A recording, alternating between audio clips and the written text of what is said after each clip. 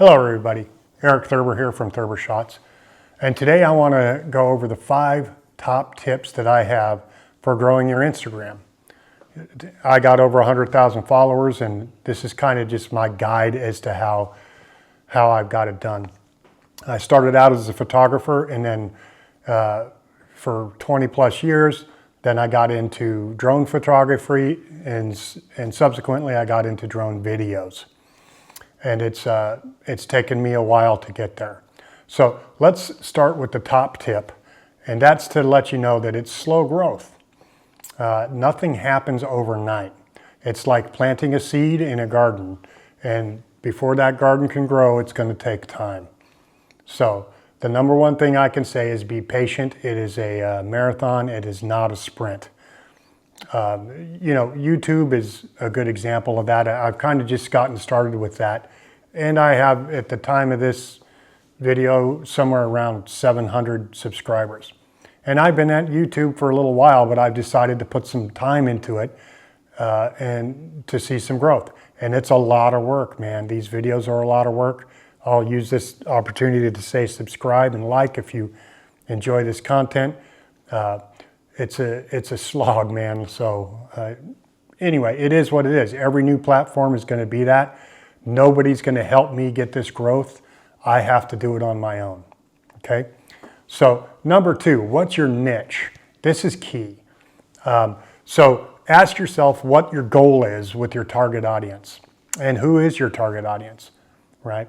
So for me, it's San Francisco videos, that kind of thing. There's a lot of other photographers in San Francisco, and they're all really good.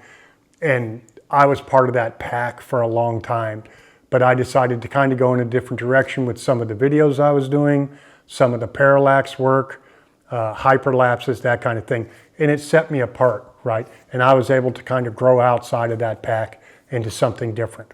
It's not a slight on anyone else. It's just my way of going about it, right? And I just kind of quit looking at what everybody else was doing and just said, here's my path forward, do what you're going to do.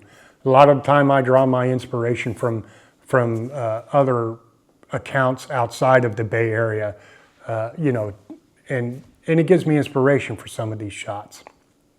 So that's my niche. Now, anytime I post outside of that, I'll give you some examples, like Oregon, for example. I love the Multnomah Falls, and I went up and I got what I believe to be really great shots of this stuff. And I post them and they get nothing. So that's an example of posting outside my niche. We'll talk a little bit about what that means and what you can do going forward, but stay in your lane if you want to keep growing. That's the bottom line on that. So engagement. This is key too. So engaging your audience, reply to comments, as they come in. I know you can't always do that with some of the bigger ones, some of the more viral posts you get, but at least reply to a few. And the sooner you reply to them, the better, because I believe the algorithm kind of picks up on this stuff. So, stay engaged with those people. You'll find you'll get your champions who come to every one of your posts and reply. Likewise, I'll do that for a lot of them as well, where and when I can. I never expect people to reply or comment. If they do, that's great, but if they don't, I certainly never hold it against them. I'm just happy to have them as followers and, them keeping track of my posts and my engagement. Okay, so, and with that, I'll talk about buying followers. So you see a lot of people who buy followers or buy likes. This is just a terrible idea. I could not recommend this more. It'll hurt your engagement, whether or not even the algorithm picks up on it, which it's pretty good at doing. But even then, you're paying for followers who do not engage with your content, and it's going to show. These accounts that have that, you can see that they'll have like a post with a ton of followers, but they get very little likes and very little engagement. It's a tip-off, even though we may not realize it, we see that and we're like, that account is not genuine. So keep it genuine and keep it authentic. So let's talk about going viral. If you do get a viral post, which is going to happen, if if you're at 10, 20,000 or whatever, you'll know. Once you get a viral post, some of them will get tens of millions of views. As long as it's in your niche, that's okay, right? But if it's not, what's going to happen is you're going to get a lot of these followers who've chosen to follow you because of that one post, right? And they've chosen to like because of that one post. Just don't expect that going forward for all of your stuff. And expect a lot of those people who followed you to unfollow. This is just the nature of Instagram. This is really nothing personal to you or your content, right? They happen to like that one viral post. And then after that viral post, expect some that are gonna tank because the algorithm jumps in and says, hey, they've gotten enough out of this, let's back that off a little bit.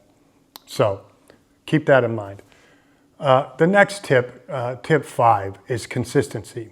So consistency is king, and I say this because as long as you stay in your lane, like I mentioned before, you'll be okay. Once you post something outside of that, we know that your users and your followers are not going to like that, and it shows in the engagement.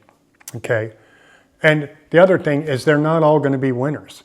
So I tell myself that with every post, like, hey, this post, my goal is always to get 1,000 likes. I like that. If I can get 1,000 likes in a day or two, even with 100,000 followers, that's pretty good in today's environment, right?